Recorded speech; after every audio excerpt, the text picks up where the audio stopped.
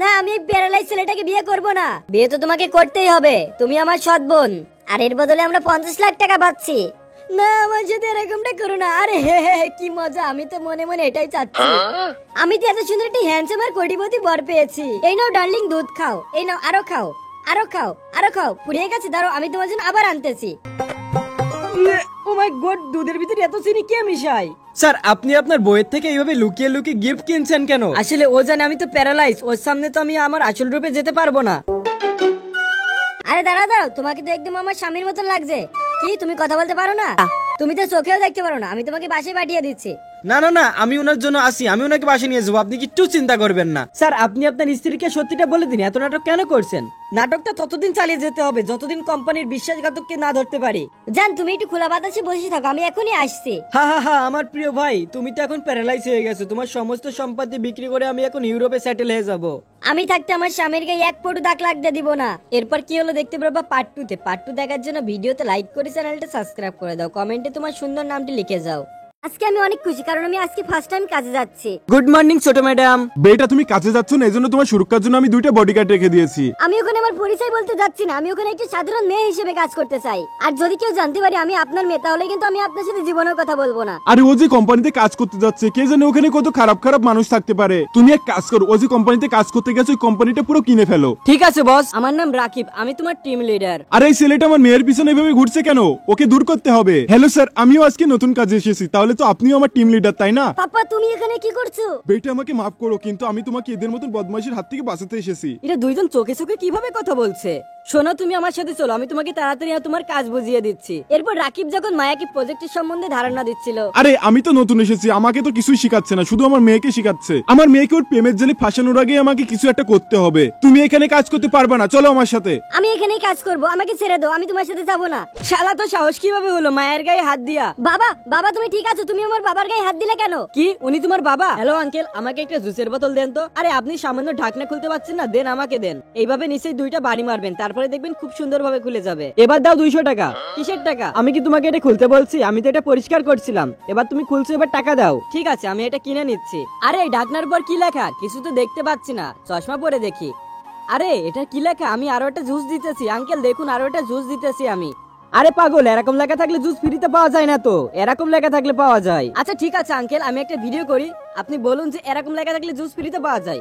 হ্যাঁ, এবার দেখুন আঙ্কেল আমি কি করি। আপনার কাছে আমার ভিডিও আছে, এবার এগুলো সমস্ত ফ্রি বোতল আমাকে দাও। ঠিক আছে, এখনই দিচ্ছি। খুব আসছিল আমাকে বোকা বানাতে। আঙ্কেল দয়া করে এটা উঠিয়ে দেন তো আমার হাতে। এই যে ছেলে, শোনো, আমার দোকানে আরো একটা অফার আছে, তুমি যদি 100 টাকা পেমেন্ট করো তাহলে 500 পাবা। এই কথা শুনেই প্রিন্স 100 টাকা পেমেন্ট করে দেয়। হয়ে গেছে 100 টাকা পেমেন্ট, এবার আমার 500 টাকা দাও। এই নাও। আরে এটা তো টাকা নাকি, এটা তো 500 নামে একটা লোকের ছবি। আমি কি তোমাকে কখনো বলেছি যে 500 টাকা দিব? আমি তো বলেছি 500 দিব। আচ্ছা, উনি আবার আমাকে টুপি পরিয়েছে, এর জবাব তো উনাকে দিতেই হবে। ড্রামা লাভার কিউট আপু ও বোনেরা, পৃথিবীর সবথেকে মধুর শব্দ মা। আর এই মাকে ভালোবেসে থাকলে ভিডিওতে লাইক করে চ্যানেলটা সাবস্ক্রাইব করে দাও। আর মাকে ভালো না বাসলে লাইক এবং সাবস্ক্রাইব করার কোনো প্রয়োজন নাই। আচ্ছা আঙ্কেল, ওখানে যে জিনিসগুলো আছে ওইগুলো কত করে? ওখানে এইগুলো সব 800 টাকা। ঠিক আছে, আমি আপনাকে 800 টাকা পেমেন্ট করে দিচ্ছি, এরপরে আমি ওখান থেকে যে কোনো একটা কিছু নিয়ে নিব। আচ্ছা ঠিক আছে আঙ্কেল, হয়ে গেছে পেমেন্ট। ঠিক আছে, তুমি ওখান থেকে যে কোনো একটা নিয়ে নাও। এরপর আমি ওনার মেয়েকে নিয়ে উঠিয়ে নিয়ে চলে আসি। আরে আরে, এই তুমি কি করছো? আমি তো তোমাকে জিনিস নিতে বলছি, তুমি তোমার মেয়েকে উঠিয়ে নিয়ে গেলে। সরি ভাই, আমি তোর বার্থডেতে আসতে পারবো না, আমার অনেক কাম আছে। বেচারা কত গরিব, ডাস্টবিন থেকে খাবার কুড়িয়ে খাচ্ছে। এসব আমি আর সহ্য করতে পারছি না। এই নাও তোমার ফাইল, ওটা এখানে পড়ে গেছিল, আর তুমি ডাস্টবিন থেকে খাবার খেও না, তুমি আমার খাবারটা রেখে দাও। কিন্তু এখানে তো আমি আমার গাড়ির চাবি খুঁজছিলাম, এই তো পেয়ে গেছি। হ্যালো, এখানে আমি চাকরির জন্য এসেছি, আমার জন্য কি একটা চাকরি হবে? এটা তো ওই ছেলেটা, চাকরি তো নাই, কিন্তু ওকে আমার সাহায্য করা উচিত। তুমি কি বিবাহিত? না, আমি অবিবাহিত, কিন্তু আমি সিঙ্গেল আর ইমানদার। ঠিক আছে, তাহলে চলো আমরা বিয়ে করি। বিয়ে তো তুমি করে নিয়েছো, এবার আমি তোমাকে কিছু দিতে চাই। এমনিতে ছেলেরা তো যৌতুক দেয়, কিন্তু আমি তোমাকে যৌতুক দিচ্ছি। এই টাকাতে তুমি তোমার সমস্ত অভাব পূরণ করতে পারবে। তোমার যা খাওয়ার ইচ্ছা তাই অর্ডার করো। কি ব্যাপার জিনি, তুমি আর কে গ্রুপের সিওর ছেড়ে তুমি এই গরিবের সাথে বিয়ে করে ফেলেছো? কে এই মেয়েটা? আমার সবথেকে বড় শত্রু। তুমি তো ওনার কোম্পানিতে জবের জন্য অ্যাপ্লাই করছিলে, কিন্তু মনে হয় না তুমি চাকরিটা পাইবে। তুমি চিন্তা করিও না, আর কে গ্রুপের সিও অনেক ভালো। বস আপনি এখানে? কি বলছেন আপনি? আরে জিনি সারুক, চলো আমাদের দেরি হয়ে যাচ্ছে। স্যার, আমি এই নেন আমার ডকুমেন্ট, আপনি হ্যাঁ বললে আমার চাকরি হয়ে যাবে। আমরা আপনাকে চাকরি দিতে পারবো না। আপনি ওকে চাকরি দিচ্ছেন যে আপনার বসকে ধোঁকা দিয়েছে। কেউ আমাকে ধোঁকা দেয়নি, কারণ এই কোম্পানির বস আমি নিজেই, আর যিনি আমার স্ত্রী। বাচ্চারা, তোমাদের ভিতর থেকে এই ফর্মুলাটা কে সমাধান করতে পারবে? এই লাস্টের বেঞ্চে ছেলে তুমি ঘুমাচ্ছ, তুমি এসে এটা কমপ্লিট করো। এত কঠিন ফর্মুলা তুমি কিভাবে এত সহজে করলে? আনব, তুমি কলেজে যাও না কেন? আমি পড়াশোনা ছেড়ে দিয়েছি। তুমি পড়াশোনায় অনেক ভালো, কিছুদিন পরে ম্যাথ কম্পিটিশন আছে, ওখানে তোমার পার্টিসিপেট করতেই হবে। এই সময় পড়াশোনার থেকে আমার টাকার অনেক প্রয়োজন। টিচার, আমি আপনাকে আগে বলেছি আমি পড়তে চাই না। তুমি কি সারা জীবন কাজ করে এইভাবে কষ্টের দিন কাটাতে চাও? আমি জানি পড়াশোনা করার জন্য তোমার কাছে টাকা নাই, কিন্তু তুমি যদি পড়ো আমি তোমাকে পড়াবো। এরপর দিন আমি কলেজে যাই এবং মনোযোগ দিয়ে পড়াশোনা করতে শুরু করি। ম্যাথ কম্পিটিশনের জন্য আমি প্রস্তুতি নিতে থাকি, আর ম্যাম আমার অনেক সাপোর্ট করছিল। কিন্তু আমার ভাগ্য আমাকে আরেকবার ধোঁকা দিয়ে দিল। আমরা পরীক্ষার হলে যেতে অনেকক্ষণ দেরি করে ফেলি। এরপর টিচার তাদেরকে অনেক রিকোয়েস্ট করে আমাকে হলে ঢুকতে দেয়। এরপরে আমি আমার পরিশ্রমের ফল পাই, আমি ম্যাথ কম্পিটিশনে ফার্স্ট হই।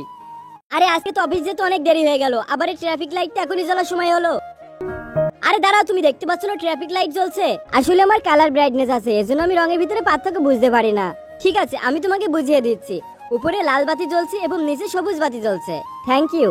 এই যে শোনো মেয়ে, ওখানে দুইটা ফাইল আছে, একটা লাল কালার একটা সবুজ কালার। লাল কালারের ফাইলটা দাও। এখানে তো দুইটাই একই রকম, কোনটা দিব? এই নাও। আরে আমি তোমাকে লালটা দিতে বলছি, তুমি সবুজটা কেন দিচ্ছ? আসলে আমার কালার ব্রাইটনেস আছে, আমি রঙের পার্থক্য বুঝতে পারি না। বা আমাদের কোম্পানিতে কালার ব্রাইটনেস ওয়ালা মেয়ে কাজ করে। সরি স্যার, কিন্তু আপনি জিনিস সাথে এরকম ব্যবহার করতে পারেন না। তোমার সাহস কিভাবে হলো আমার সাথে এইভাবে কথা বলার? 5 দিনের ভিতরে এই 3টি প্রপার্টি বিক্রি হওয়া চাই, নয়তো তোমাদের দুইজনের চাকরি আমি কেড়ে নিব। প্রথম প্রপার্টি রেল স্টেশনের কাছে, দ্বিতীয় প্রপার্টি বেসমেন্টে, আর তৃতীয় প্রপার্টি পাহাড়ের কাছে। আর যদি তুমি সত্যি বিক্রি করতে পারো তাহলে আমার ম্যানেজার পোস্ট তোমার। আরে এটা কে? প্রিয়া, তোমার এত বড় সাহস কিভাবে হলো? তুমি আমার কুর্সিতে বসেছো। আপনি বলছিলেন আমি যদি 3টে প্রপার্টি বিক্রি করতে পারি তাহলে আপনার কুর্সি আমার। কিন্তু ওই প্রপার্টি কে কিনবে? আজ পর্যন্ত কেউ বিক্রি করতে পারেনি, তুমিও বিক্রি করতে পারবে না। মনে হচ্ছে এখন আপনাকে আমার বিশ্বাস করাতে হবে। এই যে রেল স্টেশনের পাশে, এটা হলো কর্মরত লোকজন কিনেছে। আর দ্বিতীয় প্রপার্টি বেসমেন্টে, যেটা ব্যবসায়ীরা গুদামজাত করার জন্য কিনেছে। ঠিক আছে, কিন্তু তৃতীয় প্রপার্টি পাহাড়ে, এটা তুমি বিক্রিই করতে পারবে না, কারণ ওখানে একটা পাখি পর্যন্ত যায় না। পাহাড়ের প্রপার্টি কিনেছে ফার্ম হাউসের লোকেরা, কারণ ওখানে তারা ফার্ম হাউস করতে পারবে। তো স্যার, কথা অনুযায়ী আপনার চেয়ার এখন আমার। বিক্রি করেছো তুমি ঠিকই, কিন্তু নাম কামাবো আমি, কারণ প্রমোশন হবে আমার, আর তোমার কাছে কোনো প্রমাণও নাই। পিয়ার, কোনো প্রমাণের দরকার নাই। ম্যাম, আপনি যে ফাইলটা রেডি করতে বলছিলেন সেটা, তুমি ওকে ম্যাম বলছো কেন? উনি তো আমাদের কোম্পানির নতুন সিও। কি এই মেয়েটা সিও? পিয়া, আজ থেকে তুমি এই কোম্পানির নতুন ম্যানেজার। আমি প্রথমবার আরিয়ানের সাথে আমার এইভাবে পরিচয় হলো। তুমি আমাকে সাহায্য করো, আমি তোমাকে 100 কোটি টাকা দিব। ও মাই গড, তোমার গা থেকে কত পরিমাণ রক্ত বেরোচ্ছে। দাঁড়াও, আমি তোমাকে ঢেকে ফেলছি। আমার হাজবেন্ডের কি অবস্থা হয়ে গেল। এই মেয়ে, তুমি কি এখানে রক্তমাখা একটা ছেলেকে দেখেছো? হ্যাঁ হ্যাঁ, ওইদিকে চলে গেছে। এই ওঠো ওঠো, এবার দাও আমার 100 কোটি টাকা। ওই কি রে, এবার দাও আমার 100 কোটি টাকা। বোন, আপনি কে? আসলে উনার মাথায় আঘাত লাগার কারণে উনি স্মৃতিশক্তি হারিয়ে ফেলেছে। ওই বেশি নাটক করবি না, তাড়াতাড়ি আমার 100 কোটি টাকা দে। বোন, আমার খিদে লেগেছে, তাড়াতাড়ি খাবার দাও। আমি তো লোভে পড়ে পুরো ফেঁসে গেছি। বোন, আমার খুব জোরে হিচু চেপেছে। কি? আমি এখানে করছি। আরে দাঁড়া দাঁড়া, আমি তোকে এখনই নিয়ে যাচ্ছি। এর থেকে পিছে ছাড়ার এই তো সুযোগ। আরে আরে, কোন পাগলের বাচ্চা আমার গায়ে মুতে দিছে? বোন, ওরা আমাকে ধাক্কা মেরে তাড়িয়ে দিছে।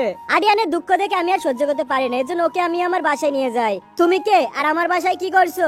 ডার্লিং, ওর কথা বাদ দাও, ও আমার সৎ বোন, ওর জিনিস সবকিছু এখন থেকে তোমার। নেক্সট বার দেখতে সাবস্ক্রাইব করে এই ইমোজিটা দিয়ে যাও কমেন্ট বক্সে। ভাই, এর তো একটা বাচ্চা, তুই একে প্রপোজ করতে যাচ্ছিস?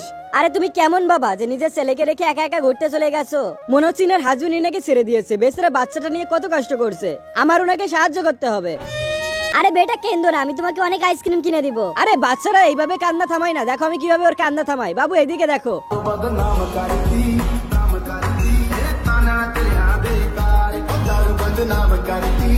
আরে তুমি সরো, আমি আর চিন্টু আগে ঢুকবো।